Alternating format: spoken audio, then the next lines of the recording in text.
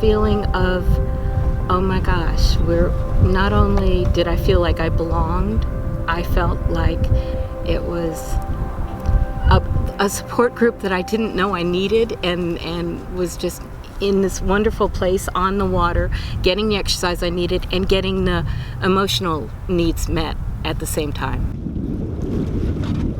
All right, good job, guys.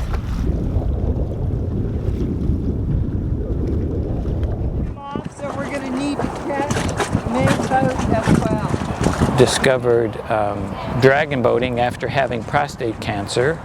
Found that it might be intriguing to join a group of people that had similar goals in mind. We quickly learned with dragon boating, it's a team sport. It involves 20 or so of you in the boat, and it's all about the synchronicity and the timing and togetherness.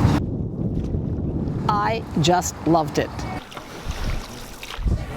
Kind of unspoken that they get it. They get what you've been through. Aren't you slipping right there next to Barbara?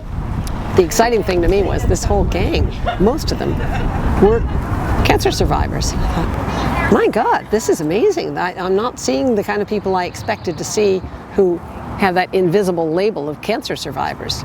You know, the sort of gray, pasty, wheelchair, vacant look faces. Oh, no, these were engaging, happy, but all of them thrilled to be here. You immediately have this connection with other survivors.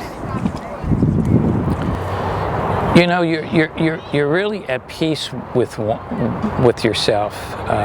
Being on the water just gives you a new alternative to being healthy.